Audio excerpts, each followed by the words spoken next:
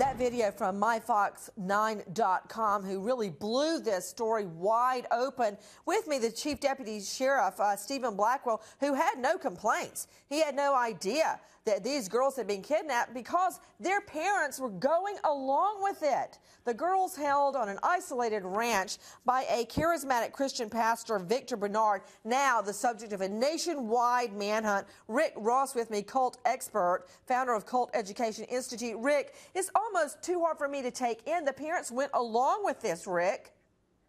Well, I think that they, like many of the parents that I've dealt with in groups called cults, were under the sway of that charismatic preacher, and they pretty much went along with him because for a very long time, they gave up their critical thinking, their independent ability to make their own decision. And so whatever this man wanted, they went along with him. And like many other groups, the demands became pretty horrible, and the children suffered for it. And all the children did was have the bad luck to be born into this particular group, and they had no one to defend them. Unfortunately, Nancy, this is not a new thing. I mean, you know about the FLDS ranch and the little girls there that were molested. Warren Jeffs is in prison. There's another man,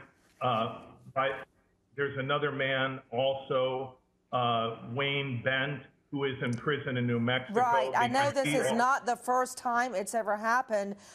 With me, in addition to Rick Ross, is Lindsay Tornambi, a victim of the pastor Victor Bernard. Lindsay, when you look back on the 10 years that you were forced to live there, what do you have to say? What are your thoughts on it?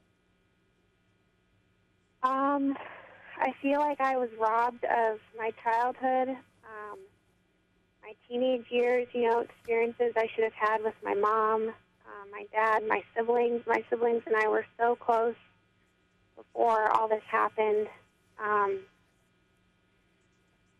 I have regret. I mean, I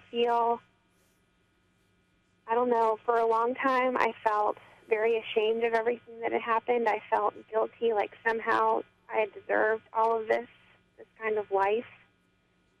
I have a lot of anger towards my parents, how they could, just leave their daughter. Lindsay, what do they say now that you've confronted them with what happened? What do they say? My mom, the last time I talked with her was July of 2012, and I was trying to go over some specific incidents that happened with Victor, and the last thing she ever said to me was, well, I know some mistakes were made, but I still believe Victor is a man of God, and I'm going to follow him. And she doesn't want anything to do with me. And my dad, it's been very difficult dealing with him because it's like he wants to pretend nothing happened and just, pretend that I'm still his little girl from when I was like 5 years old. And, he's denied to me that he knew anything that was going on, and that he felt pressured to leave me there because, Victor has so much authority over everyone. So it's really hard. It's really hard for me to deal with him. You know what, Lindsay Tornambi?